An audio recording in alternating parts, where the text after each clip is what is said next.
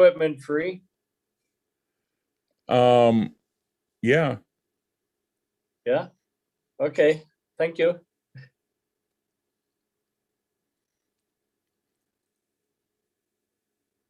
Last call for people on the panel.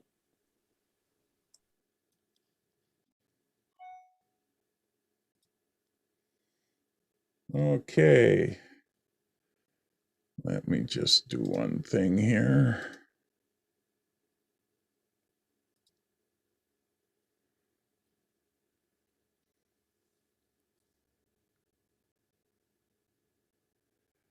All right. Well, welcome everybody to the Digital Forum.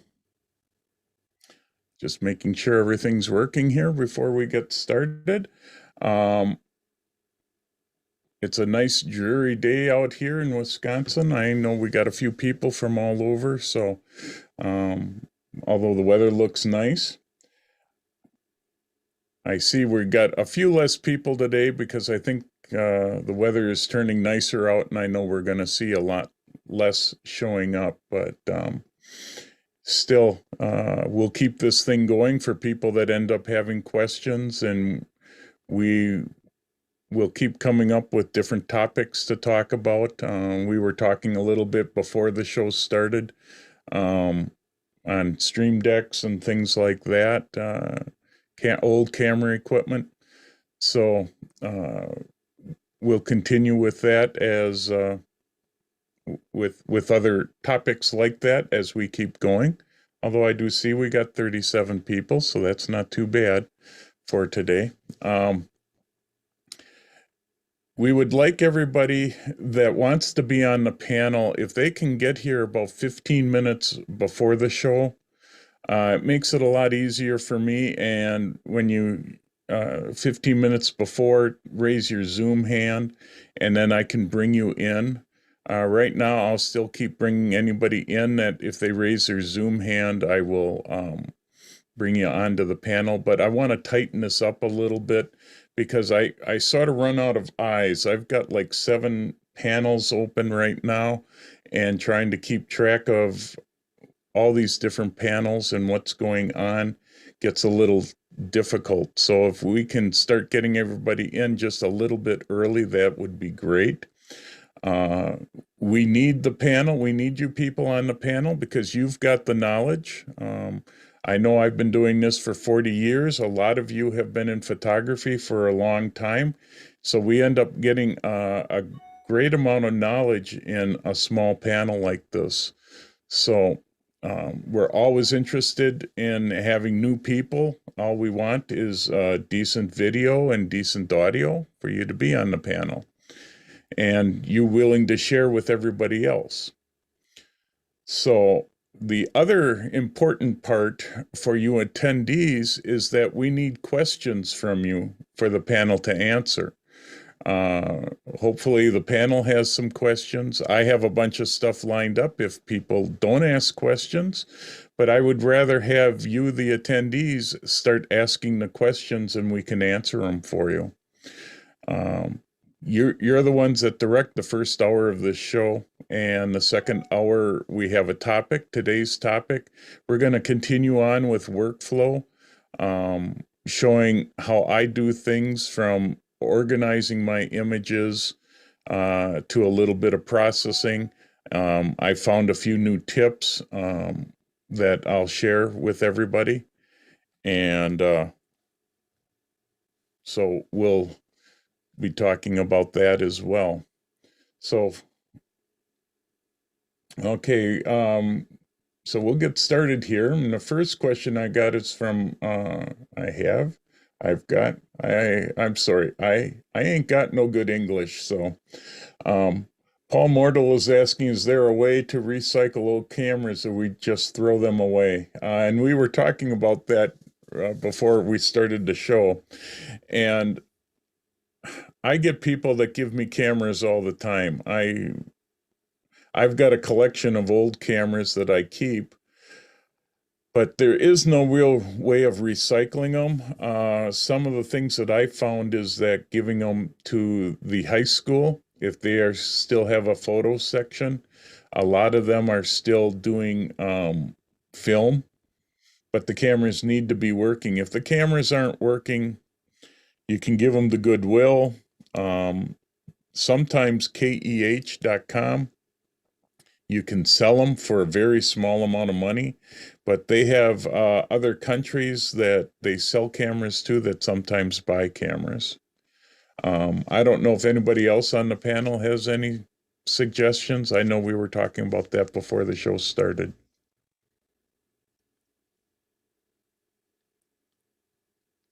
Don't speak up all at once here. You could try Just to add- eBay. Yeah, eBay is can't- the other place that I have seen it on. Again, it's probably the shipping is going to cost more than what you end up getting for selling it. I did a Google search for camera repair in the Minneapolis area, close to where I live at, and came up with it. I called them and they said, well, they don't deal with them directly, but they know a fellow that does work with cameras and he might be interested. So I contacted him and he's interested. Of course, he doesn't want to pay anything for the cameras, but he'd be Right. interested in taking them off my hand because I guess he works on some of these older cameras and he's looking for parts, I guess, for that kind of stuff like that. So that Yeah, might be an and- alternative for somebody in their area. Yeah, if you can find somebody that has does old repair work of cameras and that, it would be a place to do it. Yeah, there's also a place, MPB buys cameras.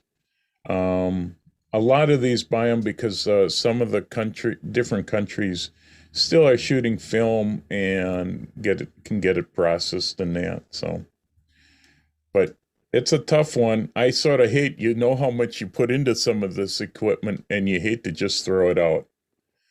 So, Yeah, it's not a cheap Uh, hobby. yeah. I've given away and trashed a lot of old equipment. Although I keep my old camera bodies because I have old I keep collect old cameras. So we got Diane and I probably murdered her last name right. Chalinsky would be interested in a Canon AE1s if anybody has one. And if you look in the Q&A, she's got her email that you could email her and talk to her about it.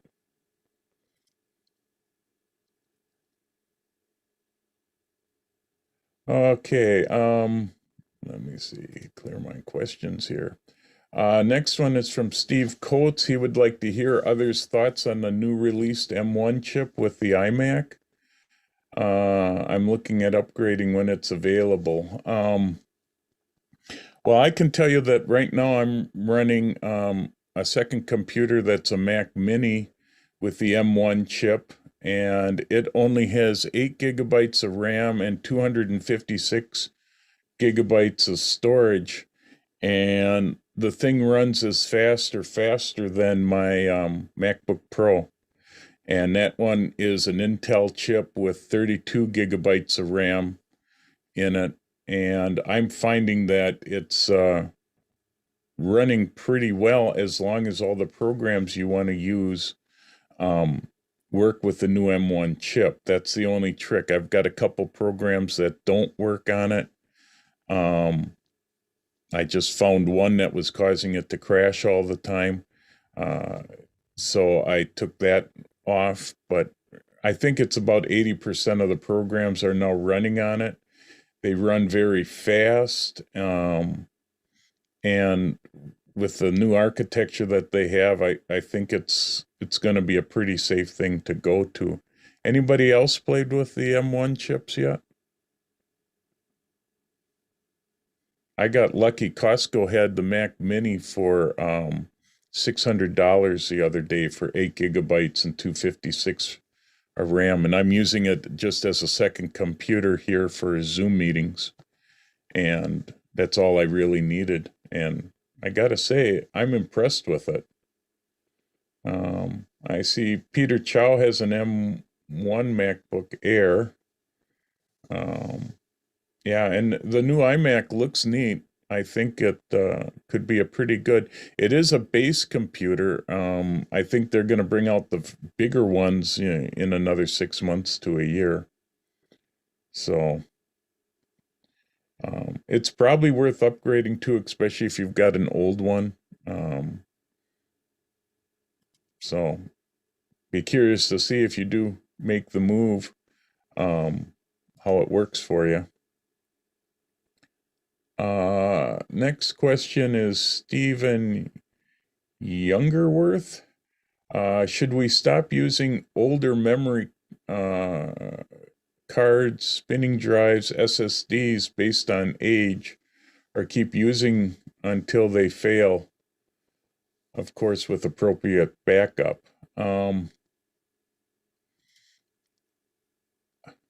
The spinning drives I tend to get rid of after 4 or 5 years, especially if they start making a lot of noise. Memory cards, as long as they're a big enough memory card, I keep using them until they fail. Now, I use Delkin memory cards, which is nice because they have a lifetime warranty, and when they fail, I just send them in and they replace them with a new one. SSDs I know are going to have a life, but I haven't seen when that really ends up happening. The bad part with an SSD is when they fail, you won't be able to recover anything from them. So, anybody else have anything? Jeff, I have old SideQuest drives with those. Well, okay. Does anybody on this plan? I've been looking into recycling, sending them to a recycling center, but I was just wondering if there's any place that would be remotely interested in them. I've taken everything off of the God, how long ago? Those are 15, 20 years old. Boy, those are old. Yeah. Why, I remember those days. No, Yeah.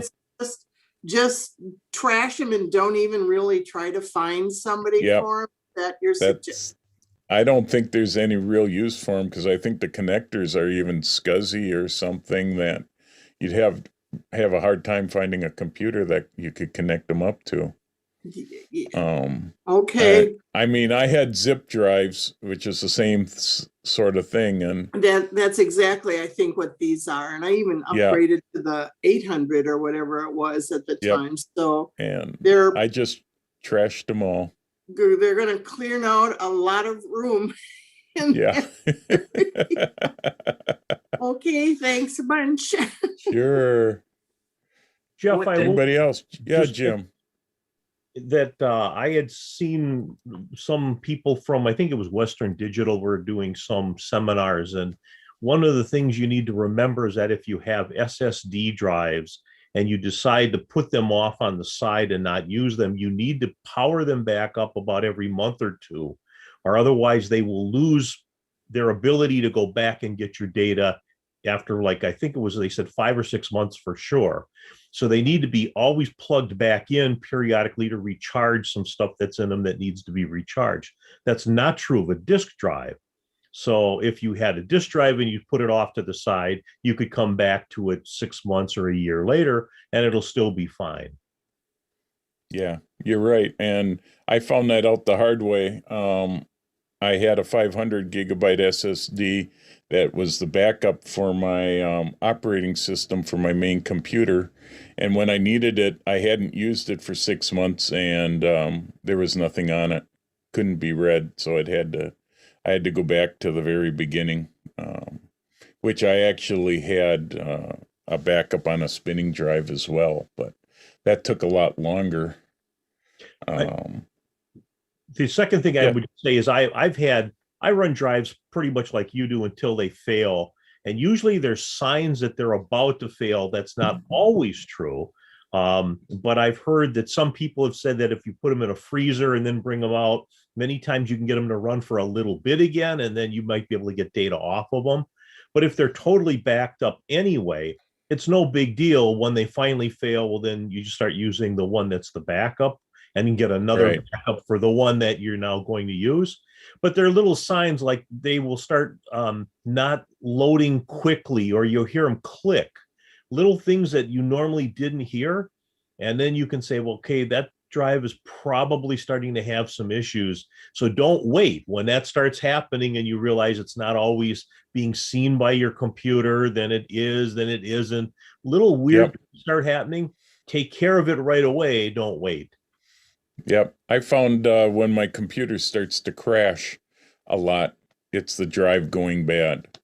And that's when I start looking to try to figure out which of all my many drives is going bad, and pulling that one and replacing it with its backup. So yeah, there's a lot of things you got to watch out for. And I start watching them as soon as they get 3 years old, which unfortunately I have a whole batch that are going to go at once. So, but yeah, good point. Yeah, Kathy, did you have something? I have a question. I have 2 backup external hard drives for my book by Western Digital.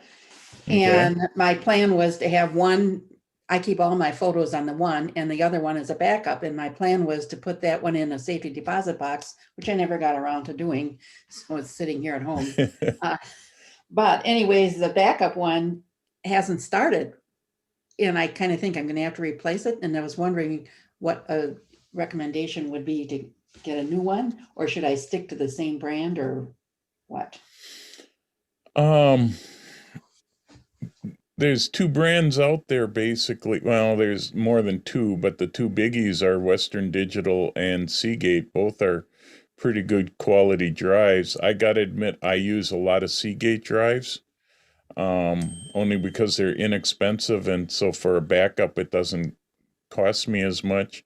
Although they are a slower spinning drive, they're only a 5600 RPM drive, which means they will access data slower. But most of the time, I have stuff on my main computer, which is fast, and my drives are just for storing the data. So I don't have a problem with that slower speed. So, Well, when I go shopping, what type of features should I consider?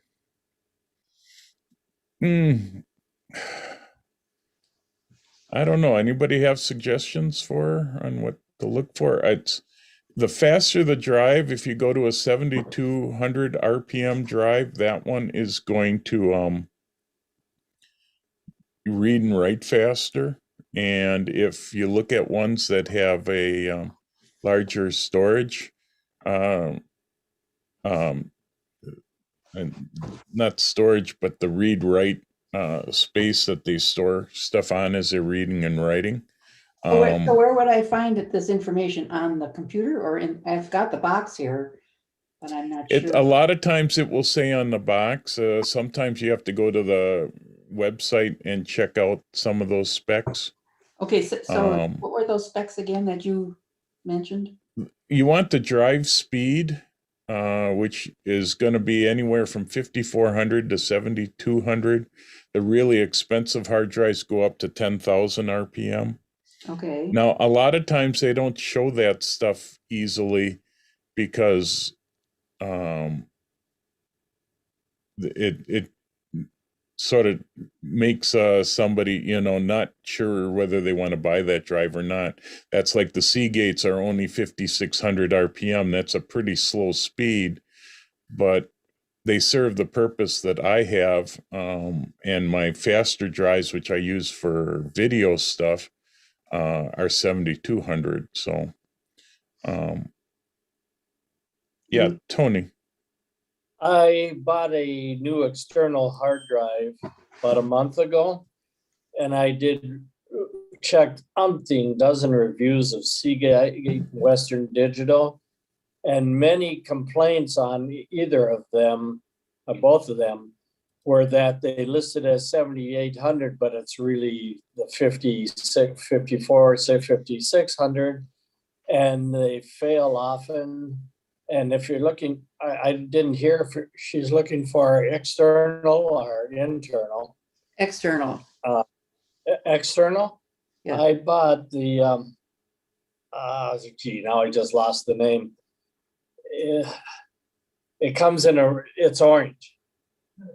The case is orange. Oh. And, Oh, that's probably LaCie's tough yeah, external drive. and you Yeah, have to be careful. Yeah, you have to be careful because one is, one needs Yeah. web page to access, and the other one just looks like an external. oh, Acts okay. like an external. Yeah, Herbert's got one that he's showing. Yeah. Yeah, and the LaCie drives are made by Seagate. So Seagate bought LaCie out a number of years ago. So Yeah. so Mostly the reviews are good for the LaCie. Yeah. Yeah, LaCie was and still is a pretty high quality drive. You pay a little bit more for the drive, but when you do gotta get into the insides, it's a Seagate drive. So, but I've found I've been real happy with Seagates. I use a lot of Seagate, but I know Western Digital, I have a bunch of those as well. I've got a lot of those that are older because that's what I used to use before I got into Seagate. And some of those Western Digitals are 7-8 years old and they're still cranking along just fine. Although I use them for just backup stuff now that isn't important. Also, some of these external hard drives require a power supply, an AC. Right. I'm slowly switching everything to solid state drives myself. But for big storage, I still am doing spinning drives because you just can't afford big spinning. But 1 terabyte drives now are getting into a price that are pretty reasonable. $150 for a 1 terabyte SSD that are fairly fast.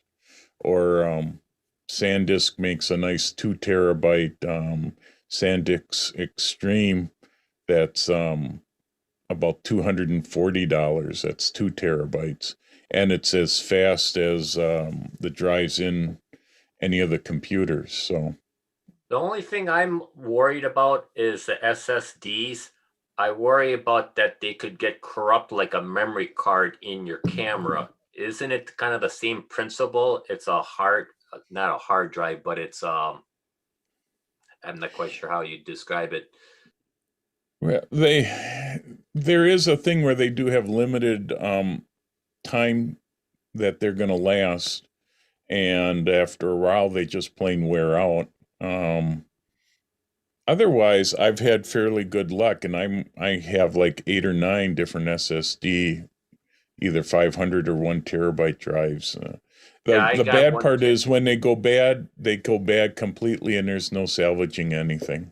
Yeah, I got SSD on my hard drive for my computer. Yeah. So yeah, they all have their good and bad points. So Can I just make a couple points to the original question? And that would be Sure. These external hard drives are not all exactly the same. Obviously, some are cheaper than others. There are the industrial heavy duty ones that are quite expensive, but they do last longer. They will take more abuse.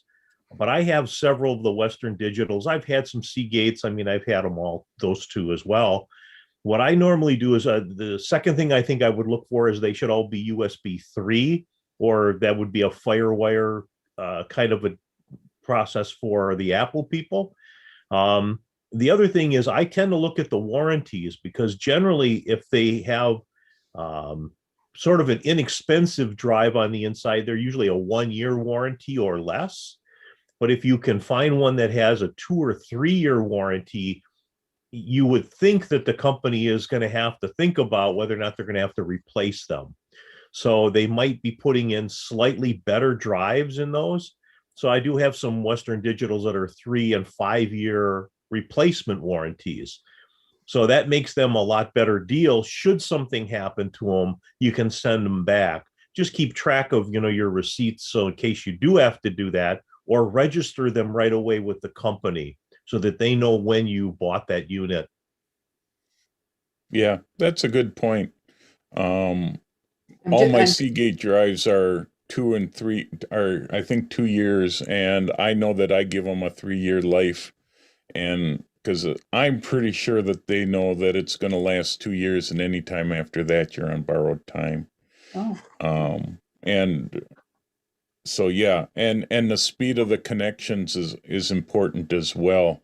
A lot of the new drives, you can start to find Thunderbolt 3 and Thunderbolt 4, which is Apple's new system. And you can get extremely fast speeds if you go to those type of connectors. But of course, that's going to be more expensive as well. so So it all then, depends on how much money you want to spend too. yeah, so if this one has died, I should probably get a replacement, 2 of them for both of them, huh? They're both 3 years old. I'm looking at the box and it says that I Yeah, purchased it 3/31 of 18. Well, that's just slightly over 3 years. yeah. It's hard to say. There's no good reason why one died and the other didn't. The other one could go for years. It's one of those things. I know Paul Mortal had suggested like Hard Disk Sentinel. I think that's a Windows program that shows the conditions of all your disks. I use Tech Tool Pro, which has a way to check the disks to make sure they're still good, although that's it doesn't work on Big Sur right now, so that's a problem. But there are disk programs that can help keep an eye on your disks to let you know when they're starting to go bad. So My external hard drive that I use for a backup, I always back it up. And then when I'm done backing up all my files, then I always unplug it. I never have it always plugged in nonstop because I think it's, wears it out quicker if it's running nonstop. If you're only using it, let's say once a month for, let's say, an hour at a time, I think it saves a lot longer. The external hard drive lasts longer. So you're unplugging the backup external hard drive. Correct. Okay, yeah, that's a good idea. I never thought of that. yeah, if it's not spinning, it's not hurting it any. I leave mine all connected, but mine's all connected in one box. So, but they're only running the backup drives for me, only run at night for a short period of time. That's true. You so- can set it up and that where after X amount of, let's say an hour, it doesn't spin anymore. Correct? Right. You can have that set up. Yeah. I have Apple, and I have that with that time machine thing. Yeah. And it does its thing automatically. It seems like it does it whenever I make any changes to the computer. It automatically picks up the changes and does it. So I guess I never worry about turning it on or turning it off, type of thing. It just does its thing. Right. Yeah. And Time Machine is a little harder on drives because it's constantly backing them up. It's constantly backing up Right. your operating system and desktop and such. But So- does it pick up the stuff from your external hard drive, like all my photos are on an external hard No. drive? I don't think it's backing that up. No. No, No. that Time Yeah. Machine isn't backing that up. Yeah. So you okay, need to back that up separately. Okay. I was looking So- under Best Buy. I was thinking about getting another external. I think it'd be my 5th external hard drive. And I know Best Buy had a 4 terabyte and it was only $100. It was on sale for $100. And what brand? I believe that was Westinghouse, I believe. Oh, It's not uncommon nowadays to be able to find almost an 8 to 10 terabyte drive somewhere between $120 to $160 when they're on sale. I'm going to take a little quick break here and just say, Audrey, did you want to be a panelist? And David Cayley? I can bring you in as that. If you can just say so in the chat quick, I'll bring you in because you both have raised hands. Okay. David, the same. Are you interested in being on the panel? Is that why your hand is raised, or do you have a question?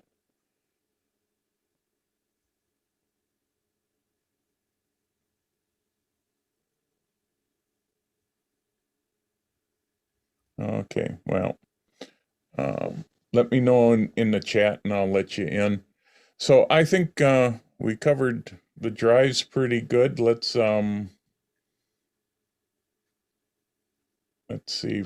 Paul is asking while we're on drive, what happens to your external drive you have connected when you put the computer to sleep? Do they keep running? Most of them put the drives to sleep as well. So it all depends on your system settings. On the Macs, I never put my drives to sleep because my Macs sometimes have a problem when they wake up. But Sheldon Shaw is talking about, I recently read an article primarily addressing Nikon, but stating the information applies to most brands, and he shoots a Canon 6D and 7D. The article stated that the various metering modes, such as spot, partial, etc., only works in manual mode. When you shoot in program mode, such as shutter priority, the meter mode is evaluative. He dug into his manuals and say that evaluative is automatic in the program modes. However, if I set the meter mode on spot or partial, when shooting in program mode, the metadata reflects the spot and partial metering. What am I not understanding? Well, I don't know about the article because in Nikon cameras, the only time it goes into evaluative mode is when you're shooting in program, the complete program mode in any of the Nikon cameras. If you're shooting in aperture preferred, shutter preferred, or manual, you can actually set spot, matrix, spot, partial spot, center metering, and complete matrix metering, and it will do all that in all the different modes. So I think you sort of got it mixed up, or else whoever was talking about it in the article got it backwards. Because I know for sure that I can set my metering for aperture and shutter preferred and manual, and I have a number of different metering setups. Anybody else want to confirm that with maybe, especially you Nikon or Canon people? Because I think Canon's the same way. I'm pretty sure. I have no idea how to change or use metering. I think that would be a good topic for some time. Sure, I'll add that to the list. Can I make just a comment for those people now? I mean, I've been shooting mirrorless cameras for a really long time. And as more and more people convert over, one of the things that many professionals are using now is they use the zebra stripes in their viewfinder, and they're even starting to not really need their histograms. Most the professionals now are shooting so that, let's say you're doing landscape, the skies would not be overexposed, and they bring the exposure up of everything else later. But they're using the zebra stripes instead of the way you would normally use a metering system in the past, and the way you would use your histogram in the past. And it's a much quicker, faster way to do that. And maybe we can bring that in too if you want to show how metering systems work and what people are using today. Sure. Yeah, we could talk about that. I use Zebra a little bit, but more for video than I do for still photography because I can, my mirrorless, I can see my histogram right in the viewfinder. So, The problem is Yeah. that sometimes a little tiny thing wouldn't show up. So, for instance, a good example is the blue heron that was always at Greenfield. He has a little white stripe that kind of comes down his neck and I oh, think sure. the back of his head. And if you, the rest of his body, of course, is gray. So your camera would see that white, but in your histogram, it's so few pixels, it would be difficult to see Yeah. that all the way to the right. On a Zebra camera, one that's actually showing those lines of things that are overexposed, you would see those lines on the neck and the top of the head. And you would know immediately that if you went home, those areas might not have all the detail for the feathers. So if you turn it down 1 or 2 clicks on your exposure settings, it's automatically perfect when you get home. So Yeah. there are times when the Zebra stripes are much more informative than even your histogram, especially if there's not a lot of data sitting in the really bright section. Yeah, I have the blinkies that tell me easier because sometimes the zebra stripe isn't big enough or pronounced enough for me to see. But yeah, that's a good point. As more people start to get used to the zebra stripe setup, it is another way to be able to keep an eye on your focus or not your focus, your exposure. I'll see if I can figure out a way to set something up so that a person can see through my camera, and have it actually show the zebra stripes and some of that stuff. That's a good topic, especially as we get into summer shooting.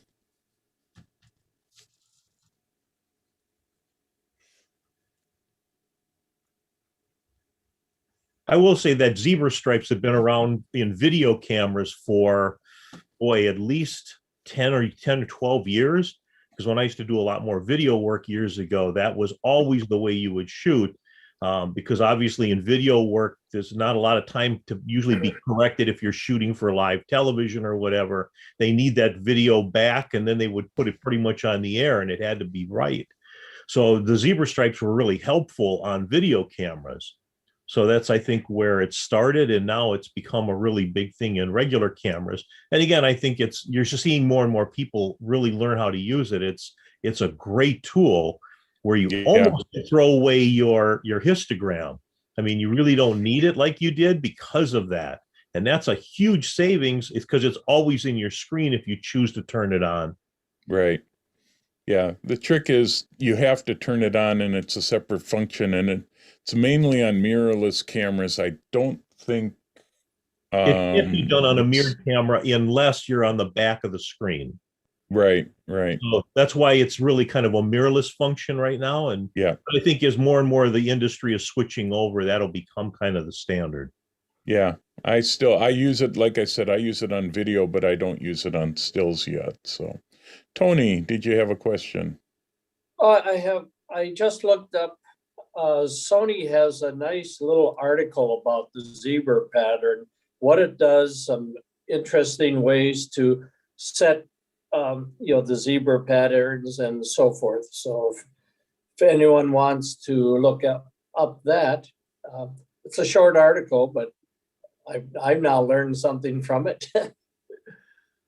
Yeah, there is a guy named Mark, I think it's Mark Gale, who's kind of the guru of Sony ambassadors, and he has a whole article on how to set your zebras up to be the most efficient. Because when they come in the box, they're not as good as they really should be. They warn you a little bit too soon, but then there are people that you should really look up and then reset your camera. And when you, again, maybe that's something we could add into what people are doing, with zebras, or maybe a topic in the future. Sure. Yeah, it's definitely take a look at seeing how to set up my one camera to be able to show it through Zoom so that everybody can see. Be a good topic. It's something different, a little different too, and could be handy.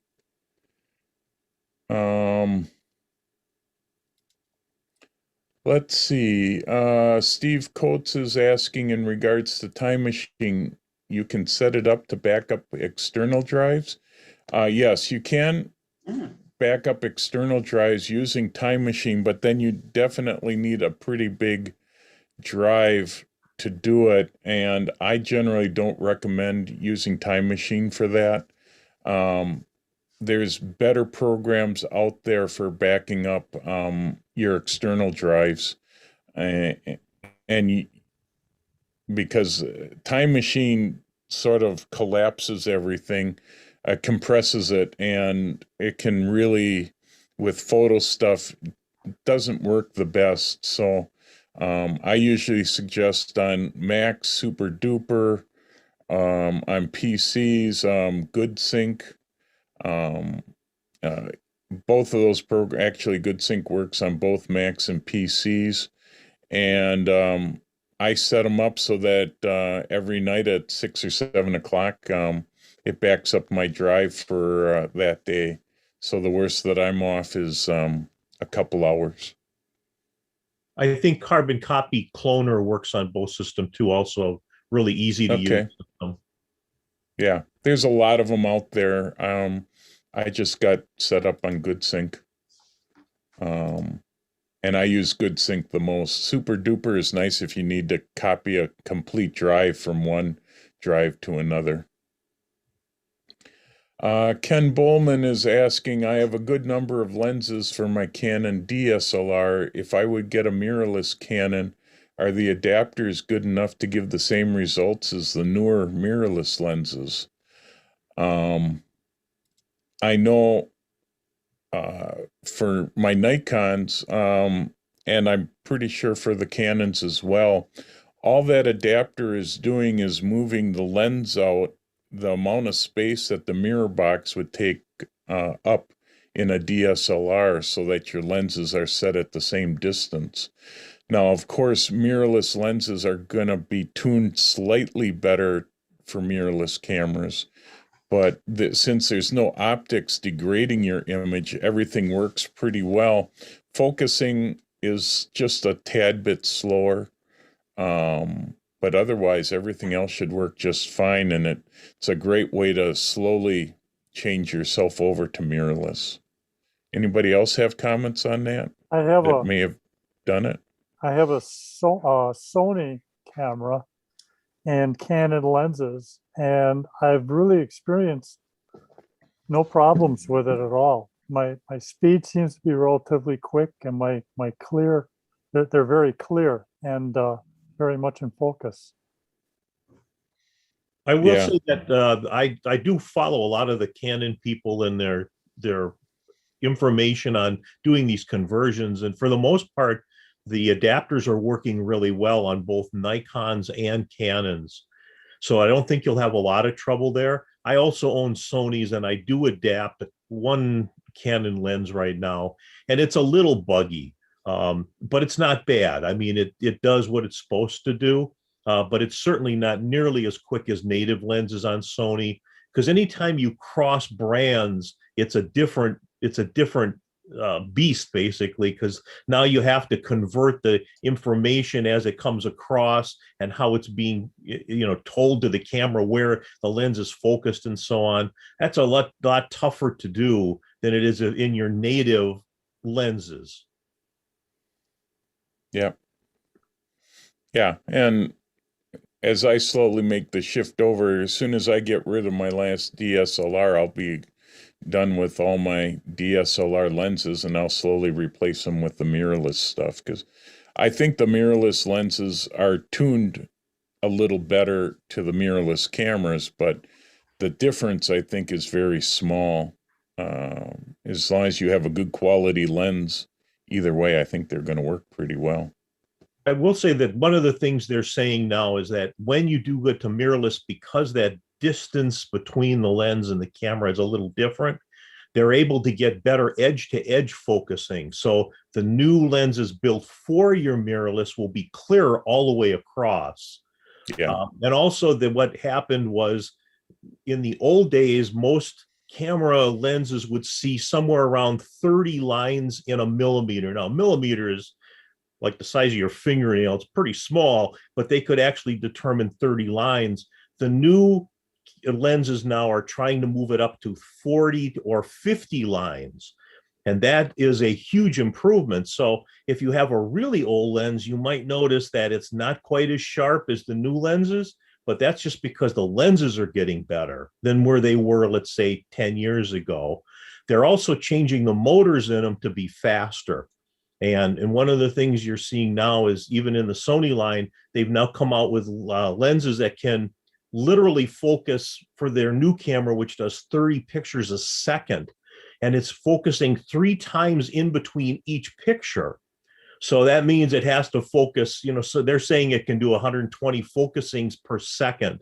Well, those motors have to move at that kind of speed. So as everything kind of moves forward now, you will see some changes in lenses overall.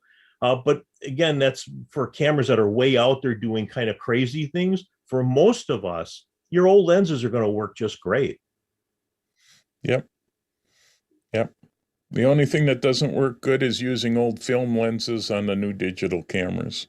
Because there you lose that edge sharpness because digital cameras have a flat sensor and film was curved. So can I just say one other thing, and that is if you Sure. have old Nikon lenses, because like Nikon had changed its system several times on how it told the lens to engage for different f-stops. They used to have a pin that would slide in and out, and then it went to electronic.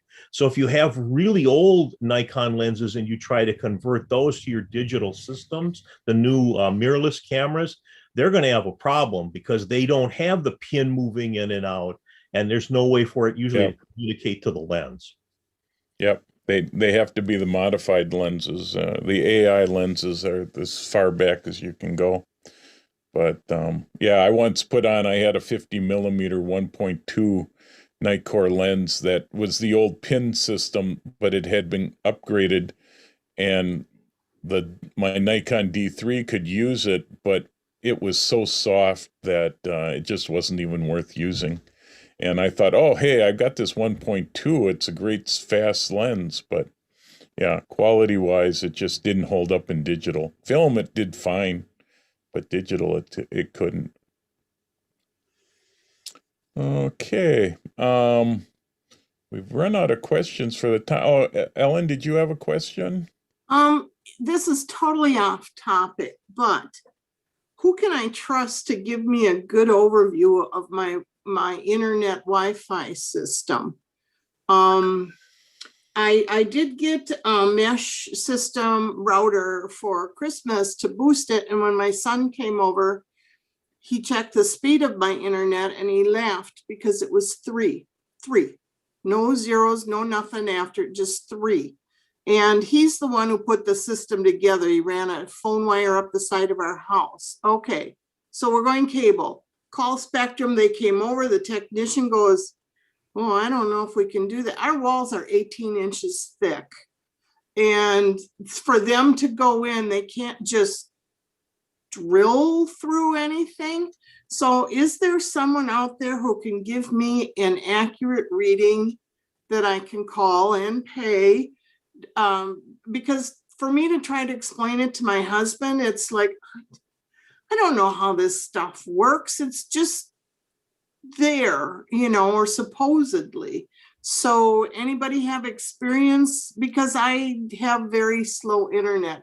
I'm paying $50, so I've got, quote, good stuff from AT&T, but they haven't upgraded the modem in years. Can I swap that out? Is that another thing to check? That will definitely help your speed, but it depends on whether AT&T allows you to switch out the modem for something. I don't know if they put in the modem. I know Spectrum puts in the modem themselves, and they'll upgrade it. And when I called them, they upgraded mine because when we first got started on Zoom, I had 100 megabits going up or coming down and 5 megabits going up, and that was not fast enough to do a Zoom call.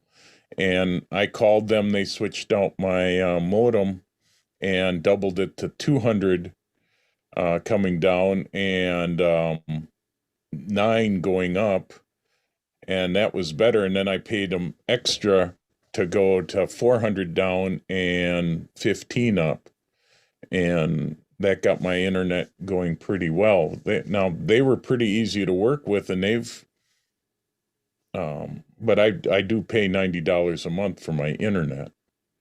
Okay, I And only pay 50, but I live out in Jackson, so I don't know if that's as high as, I mean, apparently that's as high as I can go. So do I start with AT&T and just tell them, hey, my modem's gotta be, oh God, it's 5, and they installed it. They would be the 7, 8 years first. old? Yeah, they Maybe- would be the first ones to call. Now you can test your speed of your internet by using speedtest.net. That's what we did. Yeah, It was and around 3. yeah. Now the other thing is, if you're using Wi-Fi is never the greatest. If you can plug in hardwire to your router, that will get you more speed. Although the mesh system should get you a lot quicker than what you're doing. So it probably is AT&T. Okay, And it will also depend on where you are on AT&T's line. The farther you're away from their main junction, the slower your internet gets. And unless you're fortunate that you're in a city or something where you get fiber optic internet, which not many of us can get. I can't get it. That's why I have Spectrum. you're right. We can't get it either because it's like, it's too far away. Plus it's very Yeah. expensive. I'll start with AT&T and then call them and just ask them about the speed. I mean, $50 is nothing. I mean, maybe, but they don't offer me an upgrade price on it too. So maybe I'm at the max that I can pay. So I'll start with them and find out first what the deal is. I just thought there was somebody who would made a business out of saying, oh, this is what you need to do, get rid of the fish, which is blocking the way, or, that sort of thing. We don't have. Ellen, I was just going to say, one of the things you might want to test, first off, if you get a really good router, like for instance, now I'm running on a router that's able to do 200 megabits. So it's really quite fast, and that's all wireless. So wireless isn't terrible anymore on the newer stuff, but here's what I would suggest. If you can find a way to connect your computer directly to your modem rather than running through all the other things, do a speed test there. And that speed test should show what your speed is of what's coming into your house. And those numbers should be at least 50, I would think, for what you're paying. For many people now in the Spectrum world, they're getting 200 megabits per second. So it's higher, but you should have that at that spot. Then once it passes there, now you need to test further. Every time you go through another device, you should check to see if that device is causing the slowdown, because then you'll know whether or not it is the next thing, the router, whether it is the net that you've now put up. Each thing could be the problem, but these things are all so fast, it shouldn't be slowing it down. Okay. Yeah. I did think my modem was plugged into the back of the computer, but I'll have to double check. I'm not at home now, so I don't remember. And then a 3 would be like, we wouldn't see your picture at a 3. So something doesn't sound right. Remember, you're going to get 2 numbers. You're going to get a ping rate, and then you're also going to get the speed. The ping rate is just sort of like, how well is it connecting to the source? The bigger the number, the more trouble it's having calling and getting the information. So it has to keep calling back again and again and say, send me data, send me data. That's the ping rate. The other one is just the actual transmission of stuff. Okay, the Wi-Fi works better on my iPad than it does It's just so very, very slow on my computer, but I will call AT&T and find out that maybe it is just the whole router problem too. So let's start, Yeah. please Like start. Yeah, I did just replace my router and they now use dual bands and they do all kinds of stuff that are much quicker. And so you can get to, like, as I say, I'm at 200 on this laptop that I'm sitting on that's totally wireless and it has no Okay. problem connecting. Okay, thank you. Yeah, Peter Chow had suggested too that when you talk to AT&T, see what the speeds of your line is supposed to be, and then tell them, and run speed tests, and then tell them what you're getting for downstream, upstream. You must be getting more than 3 megabits because your video would be breaking up a lot more. From where you are right now, but Well, that's because I'm using Spectrum cable okay. internet. I am not at home right now, but Yeah, okay. even when I am downstairs, it is better off my iPad, so it doesn't break up much. But there's got to be a reason why it's so slow. And like I said, the Spectrum technician came and just went, well, Spectrum has some policies where they don't like you just drilling in, plus they can't really get through the stone and stuff like that. So Well, at least, they've got to be able to get through the house. I've had them drill more holes in my house than I care to think about to get the one cable in, and because they put my cable in a strange spot. Instead of putting it near where I was going to need it, they put it in the back of the house, and then they ran it all the way through my basement to get it to the room that I needed it in. So they don't seem to have a problem drilling holes most of the time, but maybe I got one who wasn't really that efficient. And sometimes you do have to work with them a little bit.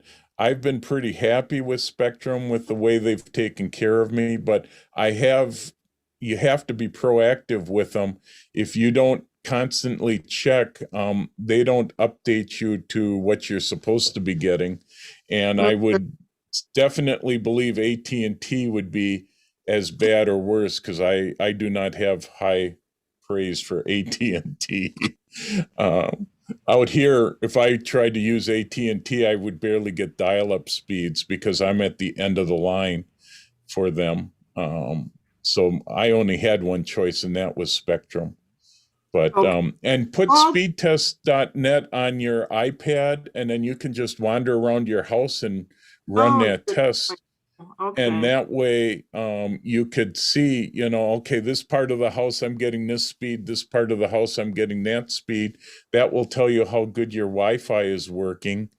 And then run it on your computer that's hooked up direct, and that will tell you exactly how fast you have speed coming in, because direct is still the best way. Do multiple is what you're saying. Yeah. Okay. I'll start with AT&T. I'm not impressed with them. So, okay, thank you so much, everyone. It's not an exact science, let me tell you. Well, then I try to explain it to the old spouse, and it's like, I don't know. It's just freaking magic, and it's not working, Yep. All right. Yep. It's gotten a lot better than what it used to be. I can say that much. But yeah. It's a crazy setup. And I gotta say, Spectrum has gotten a lot better than what they were. I've called them a number of times, and they're right on it, and got me set up, and were real honest. They saved me a bunch of money because I was going to go to a business account, and they said, well, you can do the personal account and save half, and you'd be just as well off. You just aren't guaranteed the speed that business accounts get. Maybe I'll just tell them I'm thinking of looking at Spectrum and see how they respond.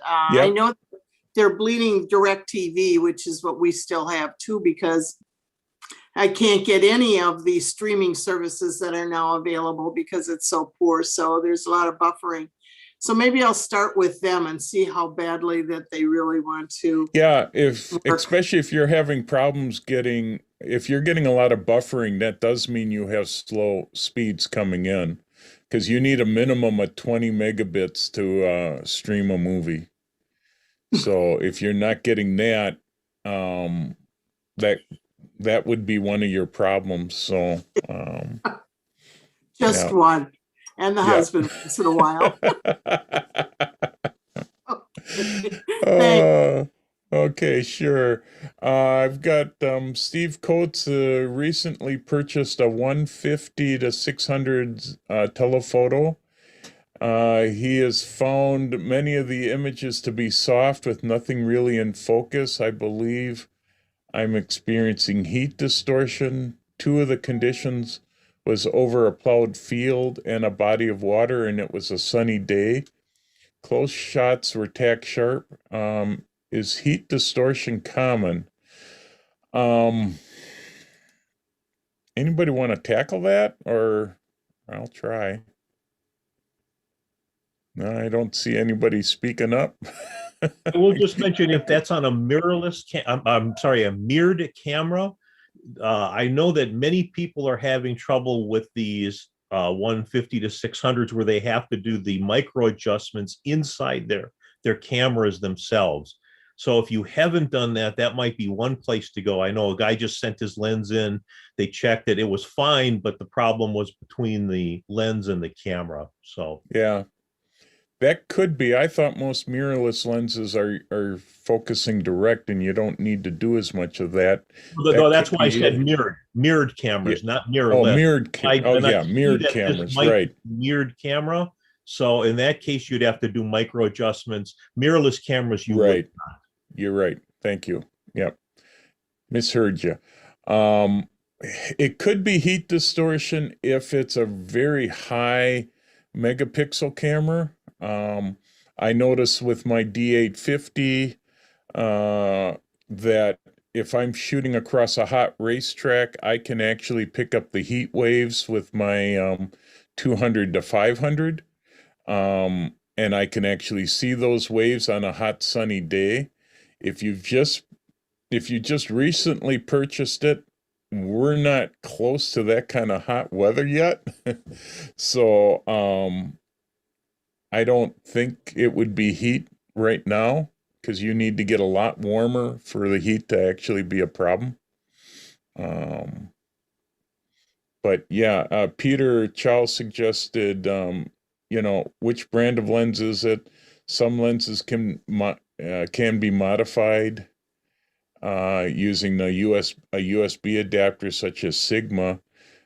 So yeah, there might be a firmware update if it's a Sigma lens. Again, it would help if we knew whether it's a DSLR or mirrorless. That may tell us a little bit more on what brand that lens is. 150 to 600 would probably be either a Tamron or Sigma. Yeah, Tony. I was just going to ask, I missed I thought I missed which brand of lens it was. Yeah, Steve didn't put that in. So Steve, if you want to throw that in, go ahead and we'll see. We'll be glad to answer it. Yeah. Because I'm looking at the Sigma 150 to 600, and that's why I'm curious about the brand. Yeah. It's a mirrored camera. Some images are sharp at same distance. I did the test, the distance, and it was okay. It's a Tamron 150 to 600. Well, if it's mirrored, you might want to do a micro testing, micro setting of making sure that it's sharp. If you did some tests and it's okay, I don't think we've seen hot enough weather to be able to see heat distortion yet. So, but it can happen from far enough distances, but it's usually when you get into the 70s, 80s, and 90s that you see the heat coming up from a field. So I would do some more testing of it and see if you maybe need to micro test it. The hard part is it doesn't seem to be happening often. Can I just say also, it might be your focusing points, what you're using. There, Yeah. especially when you're looking at something really far away, like a bird, if you have a wider kind of a system set up, it might be focusing on the thing that maybe you weren't expecting it to focus on. So that might be part of it too. It'd be interesting to see if you were able to do it manually, to focus on something manually and then see if that works and then try it with the automatic. And that way you would know whether it's really the automatic focusing that's the problem or if it's the lens that's the problem. Right. Yeah, Yeah, that's a there's a great bunch point. of things you need to keep testing, I think. Can also be that the Tamron lens is not sharp and might need to be sent in to be checked, but that's the last thing that I would do. I would certainly do some test focusing at distances, and I mean pretty good distances. Make sure you're on a tripod and everything, because a slight bit of movement at 600 millimeters is definitely going to soften a picture, especially depending on how high a megapixel your camera is. If it's a high megapixel camera and a 600 millimeter lens, any little bit of movement is going to show up as being soft. I know that from my past experience. Let's see. Roger Krill is asking, I see the DSLR lens's performance is identical to when it was on a DSLR. Something interesting, my Canon R6 will automatically crop for the lenses that are for APS-C's cameras. The negative is that instead of a 20 megapixel image, you get a 7 to 8 megapixel image. Yeah, an APS size sensor lens will work on a lot of those cameras, but yeah, it's only gonna fill part of the sensor, and that's why you get the cropped image. So that's true. And there's not much, because if you showed the whole sensor, you would see a whole lot of black, because it'd be one big circle, because the image size for an APS-C sensor camera is a lot smaller. It's half the size of the R6. Gonna move through these a little. Okay, we answered that. Okay. Well, we're running a little late, but hey, we had a lot of good questions there. I have a couple of little things, and I lost that. Let me see why that disappeared.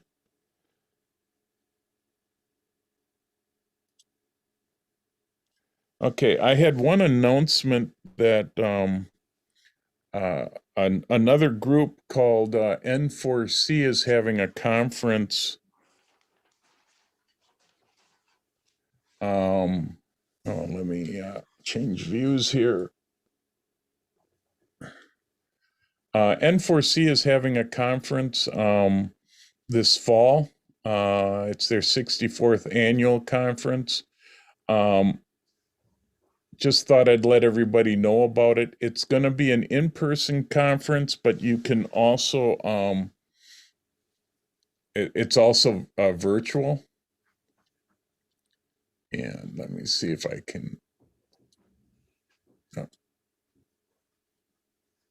It's like $130 for the early bird, which ends May 31st. Otherwise, the regular is 150 to 170. Now they're also doing a virtual conference as well with it. It'd be interesting to see how they end up doing that.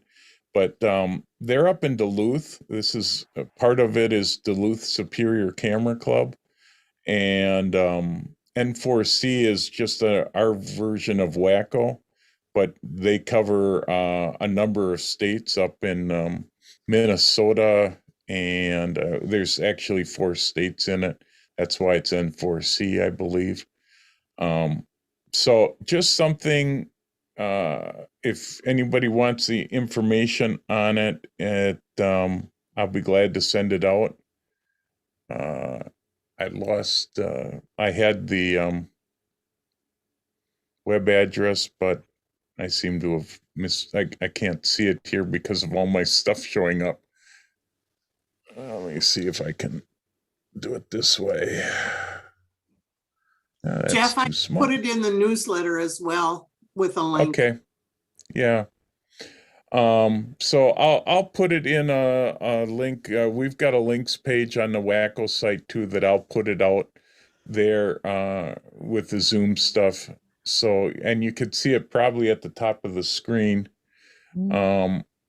So just something I thought I'd mention, and we'll keep talking about it because N4C is a good group, and the Duluth Superior Camera Club has been a pretty neat group to work with.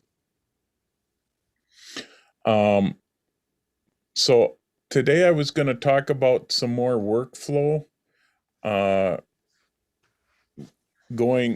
basically talking about how I set up my files.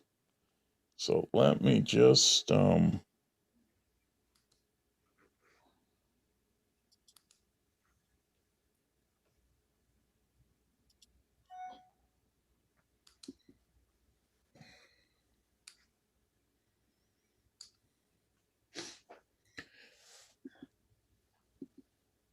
okay.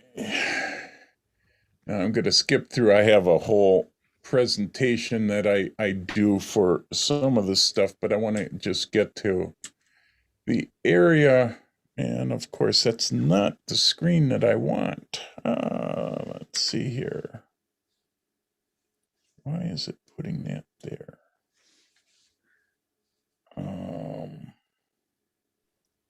Is that the 14% gray card?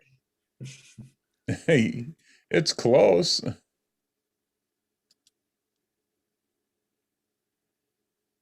It's still putting it on the wrong screen. Everything switched around on me.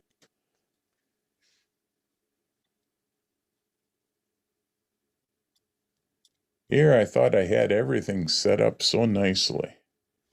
Let's see. View. It's hard when you have multiple windows open. Yeah, it's hard when you're working with 2 different computers. That's the trick.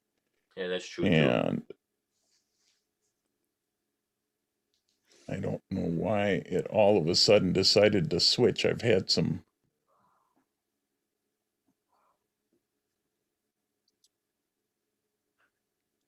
All right, that will work.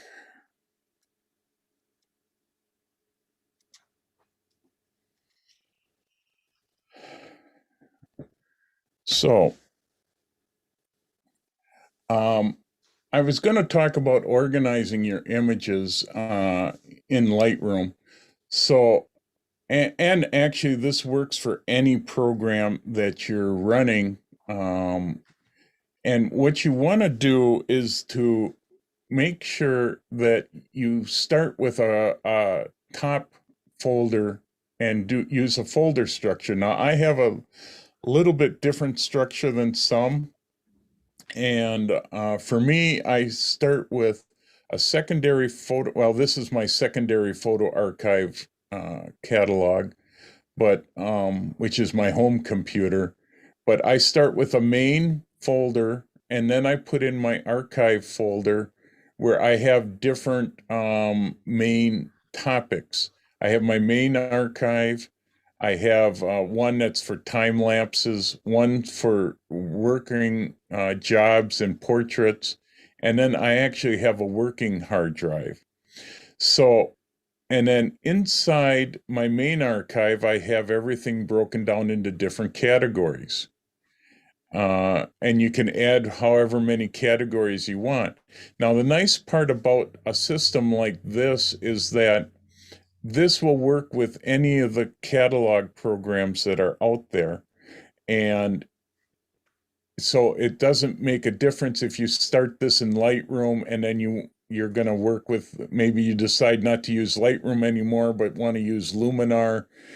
All this stuff would be accessible because this is showing the view of my archive in my Finder for my computer.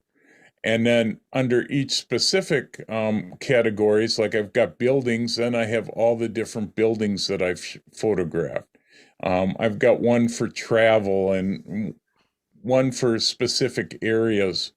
Now I keep a lot where I start with a working archive, which puts what I'm working on currently there. And then when I'm done working on it, I move it into either this archive or depending on, I'll show my computer archive here because there I actually run 3 or 4 different hard drives.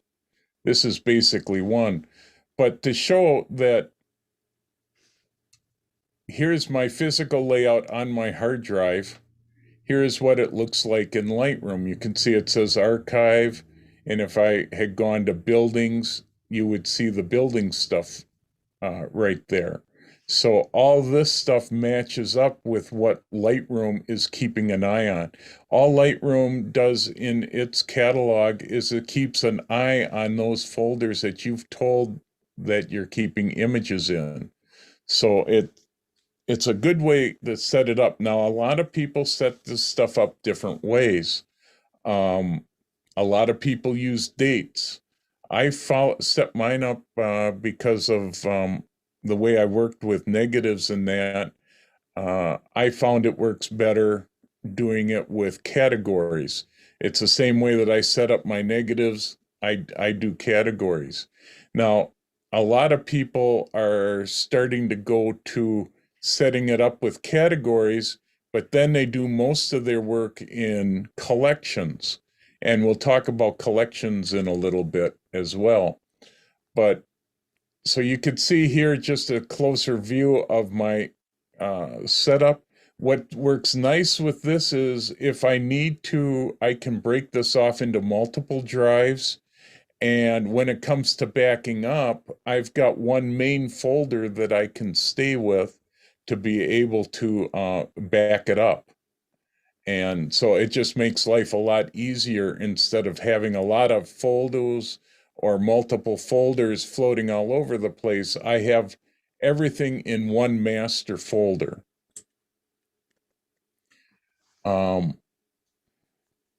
Organizing them, if you have multiple catalogs, I would suggest getting everything put together into one catalog. And you can do that by importing the images. Once you get everything set up, if you haven't done it the first time in Lightroom, all you need to do is organize it that way. Go to the add button in Lightroom and add that secondary photo archive for my example here, and it will bring everything in and it will know where everything is. Lightroom stores your catalog in the picture folder. There's a number of places to keep it. Option 1 is to leave it there. It will run the fastest if you do keep it on the hard drive in the computer. Option 2, which works pretty well as well, is you can put it in the Dropbox folder. You do usually need a fair amount of space in Dropbox. And you could do it probably with iCloud for Mac and OneDrive for Windows. The thing is, you would need these catalogs do tend to keep up a lot of space. So it works, but you got to make sure you have enough space for it. The third option is you can keep it on the drive with your images, but this tends to work a lot slower. So I tend not to do that as much, other than I do it for when I travel, because then I can bring that travel drive to my office and import all the travel photos from the OneDrive in to my main drive.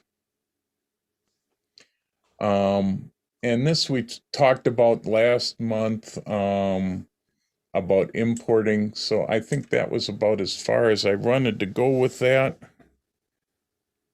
Anybody have questions on that? Are you Or trying to comments? share your screen, or are you just doing it on your? I'm just doing it with a switcher right now. Okay, all right.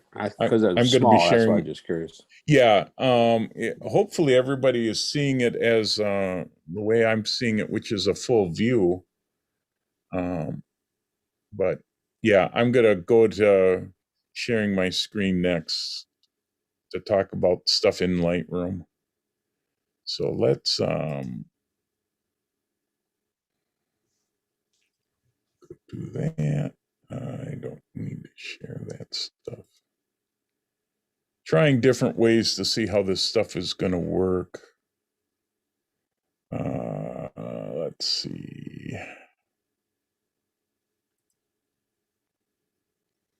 All right.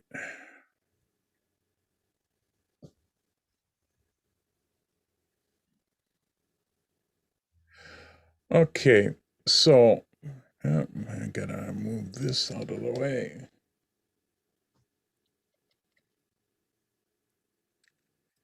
Too many different things here. So as you can see here with my main Lightroom catalog, I've got the same structure here, photo archive, which I'm going to collapse down because then I have a working archive, which is where I bring my images in first and work on it. And then after a while, I move them into the archive. Now, the nice part too is that I can have multiple drives, and this is my business drive here that I keep business stuff. This is my overflow archive. It used to be B, and then I had another drive C. Well, I got a big enough drive that I combined them together. My photo archive B is actually my sports photography with racing and such, and then my time-lapse files for doing time-lapse photography. Then I have another drive that I actually was able to combine all into one that has my Smoky Mountains as a whole separate file and my state and national parks. And as I run out of space on my regular archive, I start moving them to this other drive here. And you can do it then as many hard drives as you want, which was the main reason for talking about this, was just to make sure that you know that you can keep adding and your catalog can keep track of multiple drives. And if a drive is disconnected, you can still do a little bit with it. And once it gets connected up, it works pretty well. It will reconnect and everything will sync back up.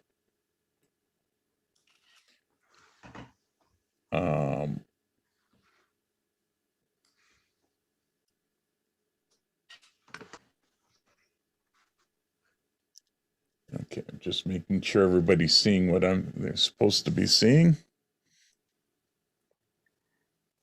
Do you keep And those external drives hooked up all the time, or you just hook them up whenever you're going to work on them? Actually, I have them all hooked up in one main box. Okay. I have 8 drives, so they're all duplicated and put in one box. Oh, wow. So that way I have the main archive is backed up to another drive so they stay the same. And then the second drive is backed up to another drive, and my business drive is backed up to another drive. So that's 6 drives right there. I have a video drive that's also backed up to another drive. And so my box holds 8 drives in one. Okay. I got tired of all the extra cables and the extra USB buses, so I went to a system that cost a little bit more. It's a RAID system, but it's a manual RAID. Yeah, that was my next question, was what you were using, RAID then. Okay. Yeah, I don't use the RAID software because I didn't like it. So I use GoodSync to GoodSync and SuperDuper to keep those drives backed up. So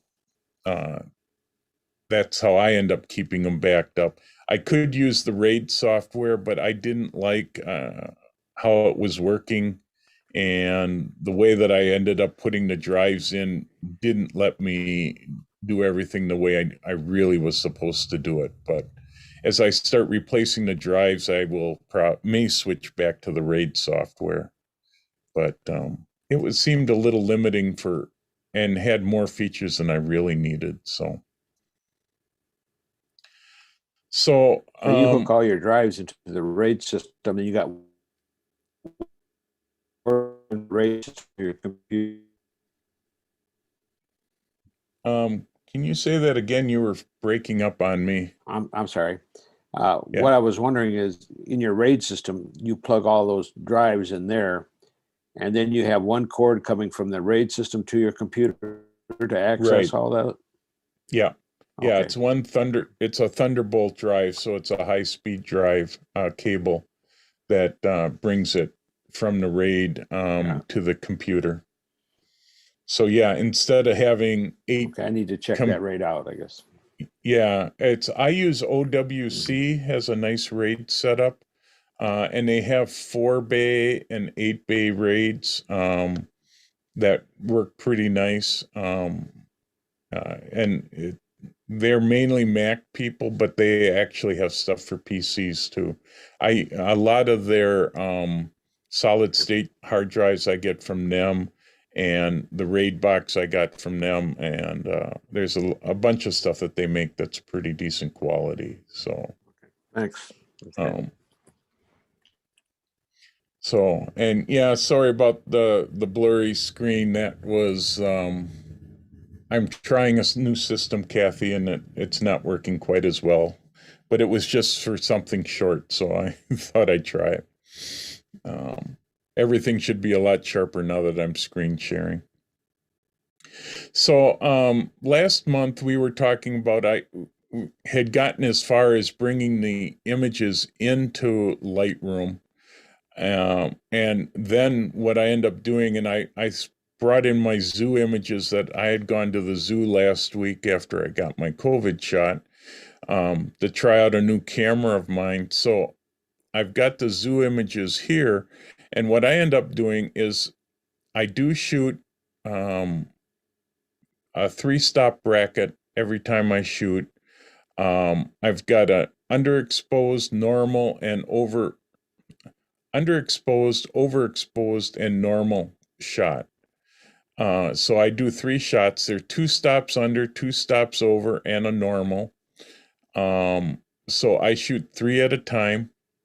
And when I go through, I will then go through and look at them generally full screen, and I star rate them. So like this one was so I would give it a 3. And I do that for all 3 of the images since I bracketed them. And I may just want to use one of those 3, depending on the exposure and the dynamic range. Now, this particular day was an overcast day, so actually my normal exposure is going to be pretty good. Now, I'm looking at the whole image, trying to decide whether I would want to keep it or get rid of it. This one I like because the eye is open. He's looking towards me. I'm not real thrilled about the bird behind him, but I label the ones that I want to work on as a 4. And if I'm not happy with one and I want to completely delete it, I use the X key in Lightroom to reject it. And then I just keep going through. So this one, I'm not too excited about it. And this one, I'm not too excited about it. And you could see even between my shots, sometimes his eye is open, sometimes it's not. And so I go through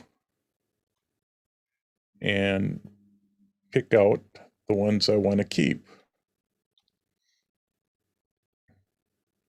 And sometimes I keep stuff that I'm not sure about, and so I'll go through. Now here I shot some stuff and went in from the cold to the warm, and my lens fogged up, so I'm going to get rid of those. And here, of course, I wasn't very steady because it's a pretty dark area. That one's got some possibility, so I think I'll give it a 4. That one he's not doing too well. But you can see that I just keep going through, and I've got a lot of them to get rid of. And I look at them to see if there's anything worthwhile. And if I don't see anything, I just delete away. And you can see how fast I can go through them.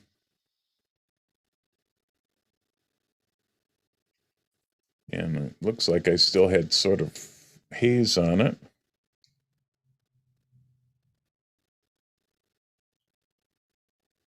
And it's amazing how fast you can actually go through all of them and see, what you want. Now, I had worked on this one because I sort of liked it, and you could see how much I was able to fix it up over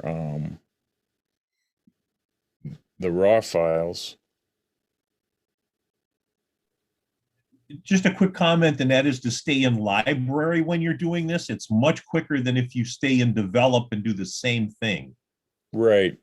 And one of the things to make it quicker, I have a keypad, but also to make sure that you have auto advance on, so that as soon as you hit the number, it automatically advances. Now, one thing I did find out, and I'm going to just check it here, is you can turn that off. And then when you hit it, say with this one, if I hit a 3, you can see it stays there.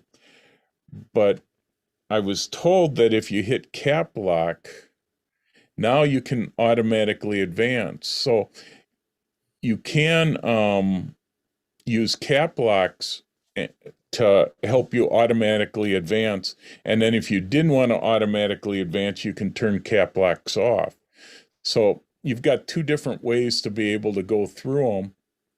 But the auto advance makes you go really quick.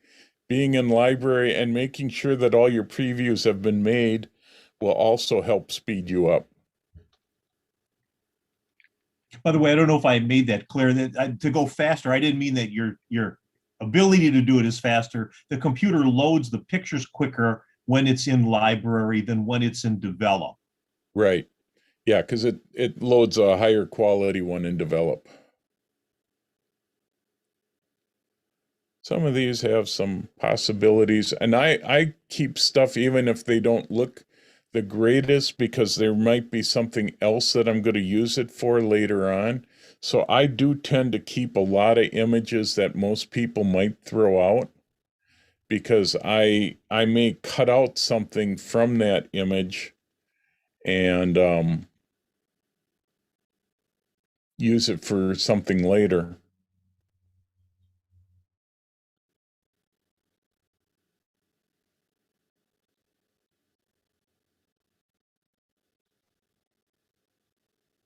But you can see how fast a person can go through them. Now, you can go faster than what the screen can generate, and that's part of my problem of using a slower spinning hard drive, because it takes a little longer to pull some of those up. But generally, I can work pretty fast.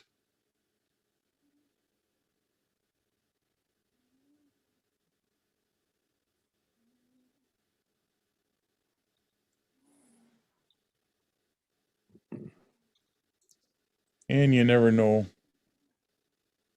We've already gotten all the way to the end. So once I get down to the end, I go under photo and delete rejected photos. And I rejected 77. I had a total of 170 images. Now, here's where it drives you nuts, because if you click this, remove from Lightroom, all it does is it takes it out of the catalog. But if you do the delete from disk, it actually deletes them from your hard drive. So I'm going to hit delete from disk, and it takes a second, and now it pretty much has gotten rid of all those images. Now I can actually go through and sort and pick out my 4-star images. Come on. And I usually will go into the grid mode, and then I can start going through and seeing what do I really want to work on, and then whether I'm going to need to use all 3 images, or if I can just use a single image. Looking at, say, the rhino here, now I can look to see, and now it's going to take a little while to generate the sharper preview, which is why you don't want to be in develop when you're going through all of them. And you can see it's a pretty sharp image. Actually, with this, looking at the histogram, it's actually pretty good. So I'm just going to work with that one image. And I basically start at the top and I work my way down. If I usually go with the white balance as shot, but you can actually throw in to see if, warming it up would help. If daylight, and actually I sort of like the daylight, it gives a little warmer view. I do an auto adjustment then and let it automatically adjust to get me a starting point. And then I will work on it a little bit. The auto doesn't always get my white points right where I want it, and the shadow area is a little blown out. And then I will adjust for texture, a little bit of clarity, sometimes the haze, which just adds a little more. I always like my vibrance. When I import my images, it automatically sets my vibrance up a little bit. So, because I like my vibrance. Now I'll look at the image and see, do I need to crop it? And I start to go through some of that. Now this image isn't really all that exciting, but what I'd end up doing with this image is probably cut it out and put it into a different scene. So I'm going to crop in maybe a little tighter so that I can go and do that and maybe see what else I can do with it. But for the time being, that's looking pretty good. There isn't anything else down here that I'm pretty much gonna do until I know exactly what I want to do with the image. This is sort of the basic processing that I end up going through. And then when I get farther along and knowing exactly what I want to do with the image, I will, maybe vignette it, take it into another program. I might take it into Photoshop, because the main reason I originally shot this was to be able to extract him out of this setting and put him into something else. Because to me, this is a boring setting and I'd rather have it somewhere else. So when I shoot a lot of this stuff, I'm shooting for multiple purposes.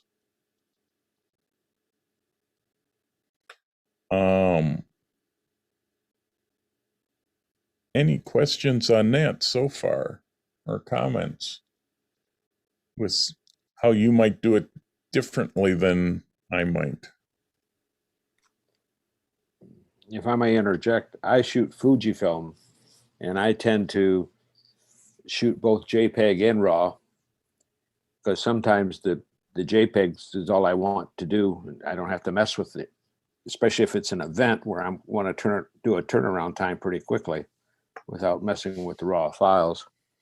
So, but I basically go through the same process that you're talking about, how you step through them and mark Okay, them. yeah. I don't score mine by points. It's either they're good or they're bad. And if I don't like them, I just X them out or I keep them. So I don't go through Okay. the scoring part.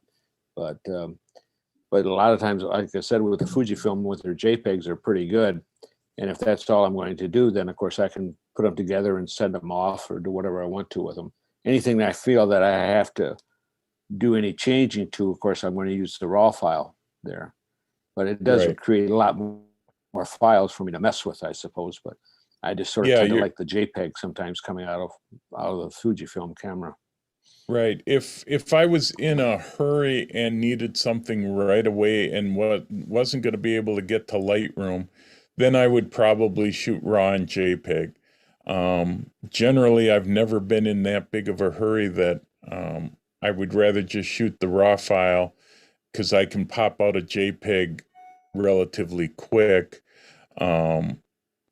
And you can actually get to what your camera sees by using the profile section here, and you'd have to browse for your own camera setup. And generally what this is the camera standard. Normally I shoot in Camera Vivid. But you've got all these settings, and these will change depending on your particular camera. So there would normally be like a Fuji setting with all the different ones in it. You got the Adobe Camera Raw settings, which work pretty well. So you do have a couple of different ways that you can get about doing it. But yeah, I agree. If you needed something in a hurry, the JPEG that comes from the camera is pretty good, but everything is baked in. I usually have enough time to be able to go into Lightroom and be able to pop out a JPEG real quick. Any other comments or questions? Rick Mayo asked, can you do any of this in Bridge? Yeah, basically the develop module in Lightroom is the same as the raw converter in Bridge. So you can do all of those settings that I just did in Bridge. All of these adjustments here are all in Adobe Bridge as well. And the same would be, the catalog structure would also work the same in Bridge as well, because it would be Bridge just looks at the images where they're at, and we'll show them just in that same structure.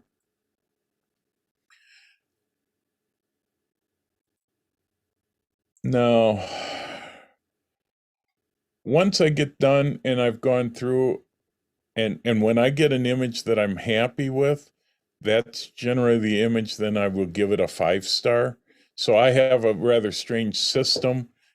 Everybody could do it. You have multiple ways of being able to rate your image, especially in Lightroom. You have the pick flags, which work pretty well. You either pick it or reject it, and the rejected ones you could delete. I'm a big fan of the stars. I also use the colors. Now, one nice thing in Lightroom is you can have all this stuff showing in this panel. If you go to this little drop-down arrow, this gives you the view modes, and you can actually turn on and off what ones you want to use. And you have quite a few different ones. You could see there's a couple, like the navigate I don't care about, and draw face region I don't care about. The zoom one I sort of like because you can just zoom in and out. Although when you want to zoom in and out, if you click, it will zoom in and out. But with this zoom here, you can adjust it all the way up to 1600%. And then if you click it again, it will just click it to fill the screen. And then otherwise, I've got it set right now at, for some reason, it's at 32%. Normally, I like 100%. So because I'll usually check this for stuff.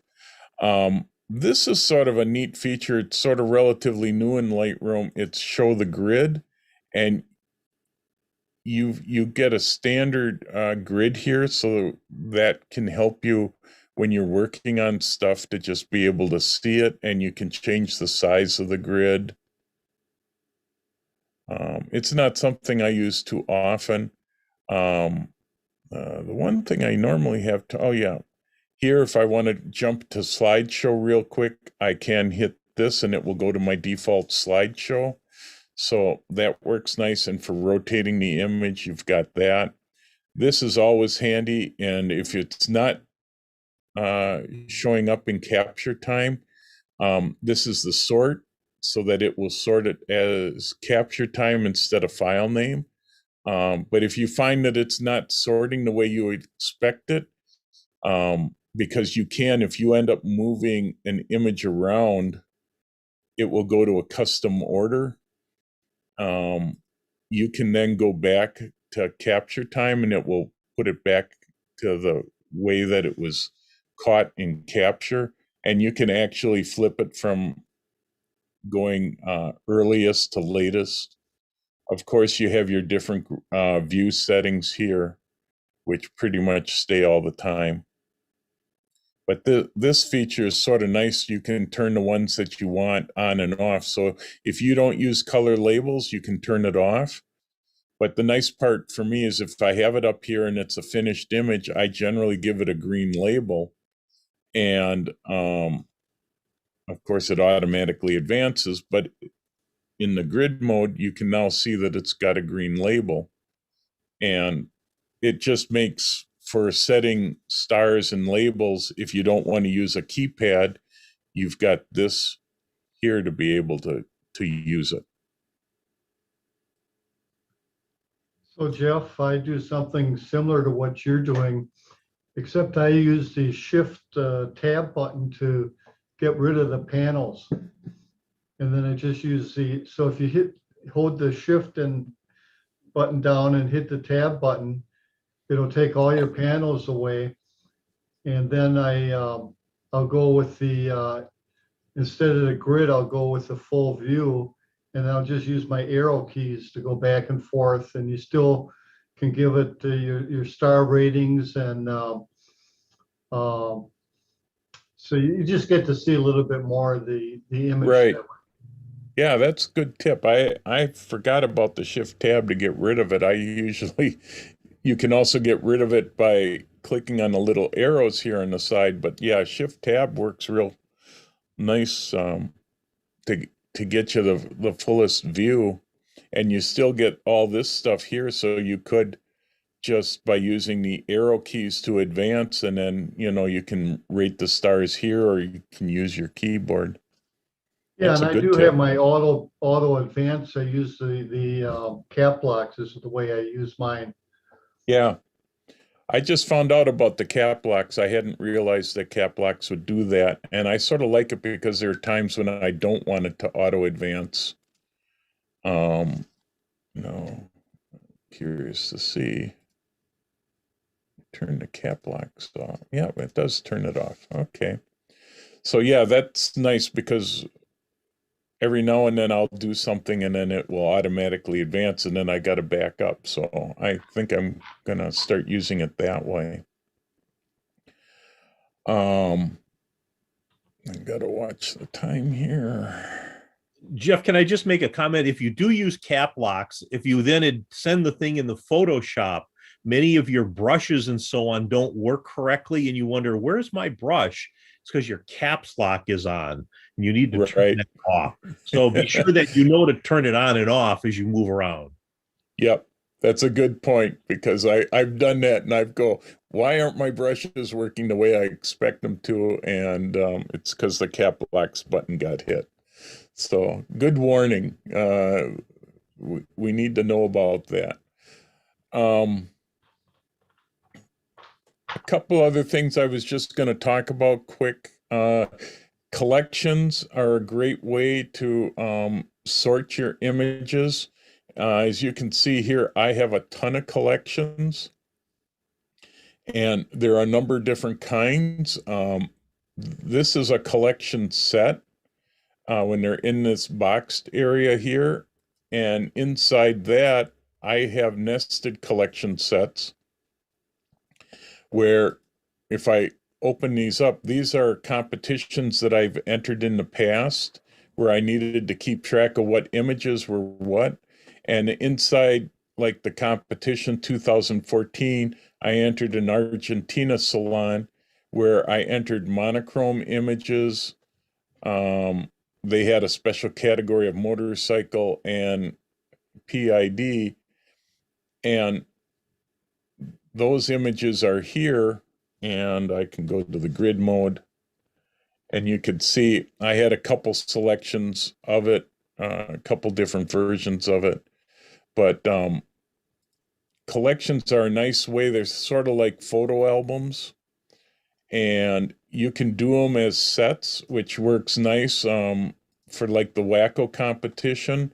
I have a Wacko competition set, and then I can go down, and if I go to my spring competition, I've got all the images right here, and then when it's time to export them out, all I have to do is hit the particular section like color projected, select all three and hit export, and I can export them out 1, 2, 3, and it ends up on my desktop in a folder that's called color projected, sized and ready to go to enter the competition. And this way, I've got records of my images going all the way back to 2014. Although for some reason I must not have entered in fall of 2014. But so I can keep track of all that. So that works real nice with collections. And then if you want to share a collection with people, you can share collections. I've got a whole bunch of different collections here, like my all-time favorites. I'll go to that one. And these are all what I consider my favorite photos. And I keep adding to this collection with ones that I think are my best. And Lightroom has just added a new section here for sharing. You could see that right here, it's got a little funny squiggle. Now, I wish they would make this a little easier to see, but when you have it this way, this is a private collection right now. So only I can see it on the Lightroom website, but I can make it a public collection by clicking on Make Public. And what it does is it's now generating a URL for that collection that I can hand out to anybody that I want to look at that collection. Now, it does take some time. I don't know why it takes so much time to generate the URL, but once I get it, it shows up right here. And if I want, I can click to open this in a browser.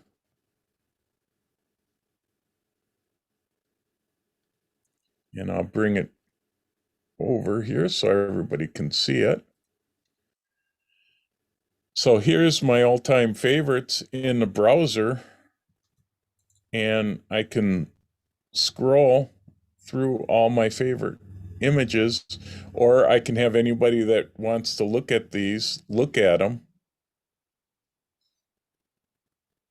And it just, it's a great way to be able to share the images.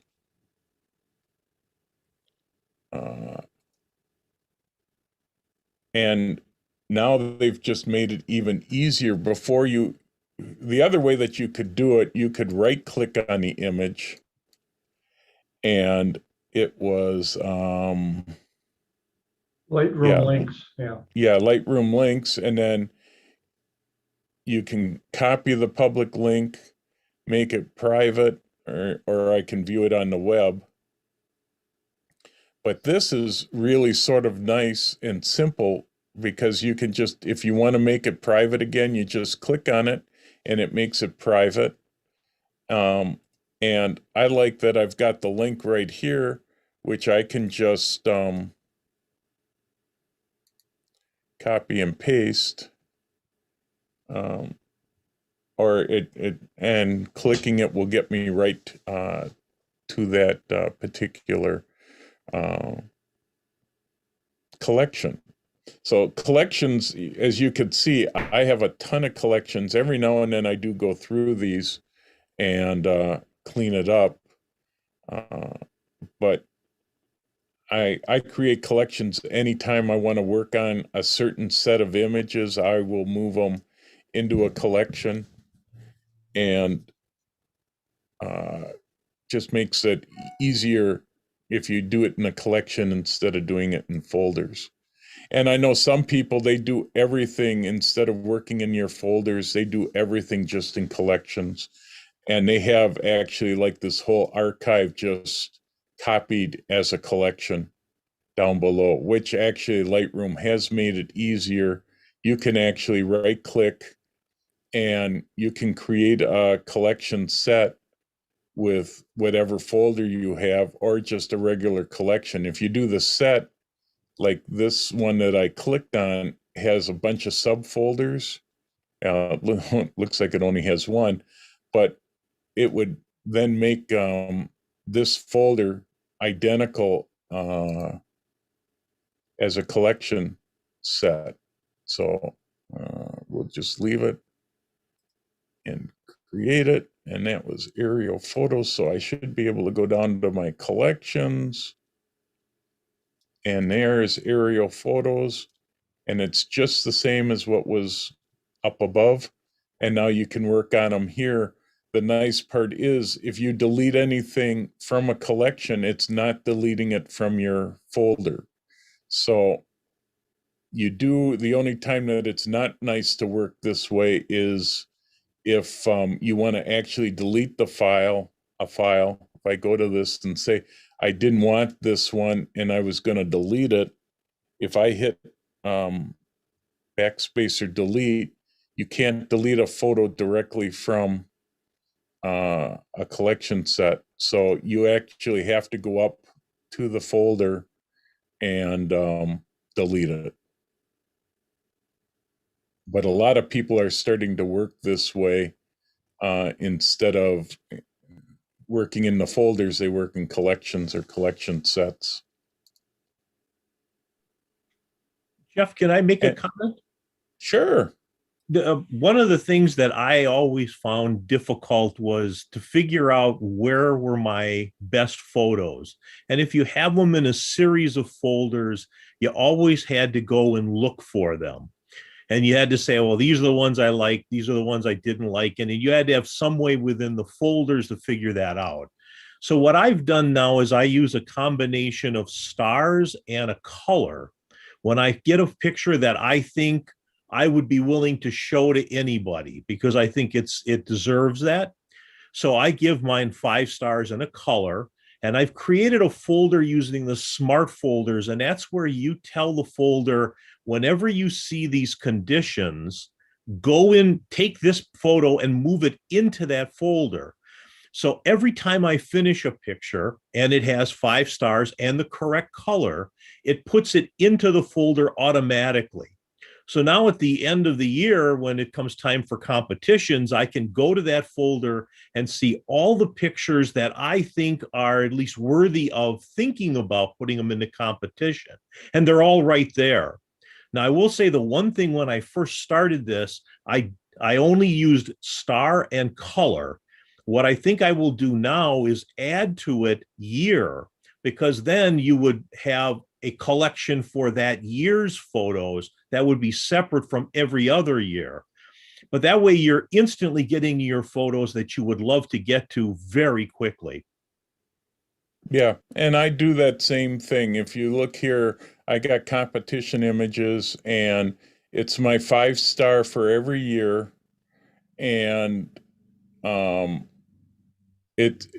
I just create one each year, and automatically every 5 star image that I do if I click on 2021, I got a lot of weird stuff in here, but you can see like this bird I marked as a 5-star image.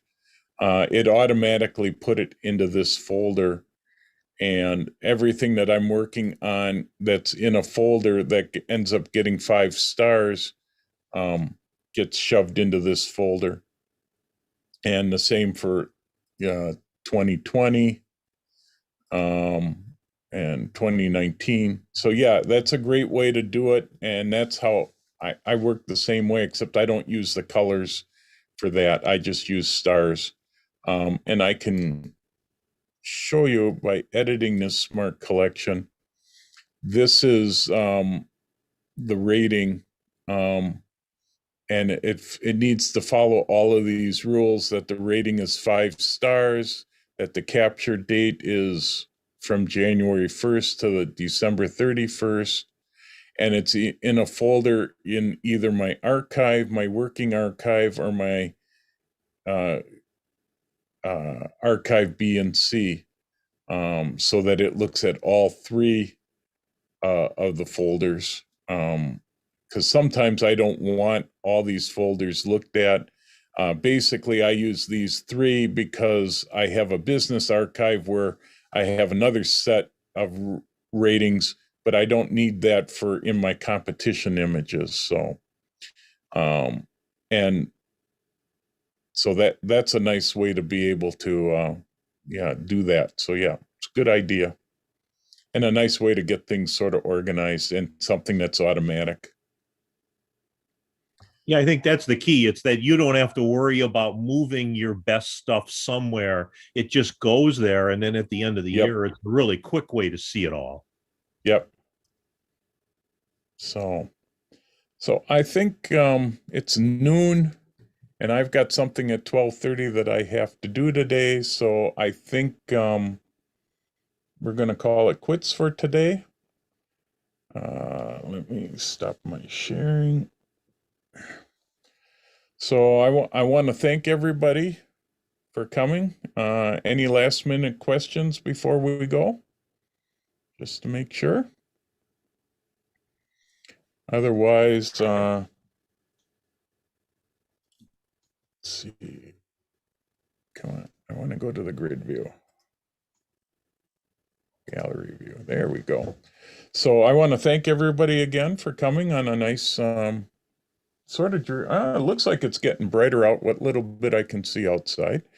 So thanks everyone for coming. I don't know what we're going to talk about next month. Maybe I can work on the metering systems stuff. We'll see. That sounds like a good one. But if anybody does ever have suggestions, please let me know, and I will add them to my list. I do have some stuff that next time we'll maybe talk about histograms a little bit more, which would fit in with the zebra stripe stuff. I can add that in if nothing else as a keynote. I also have something on color spaces that we'll be talking about because I know I had some people asking about that. So we'll keep working on different things, and we'll go from there. So thanks everybody for coming, and we'll see you next month. Have a good month. See you later. Thanks everyone.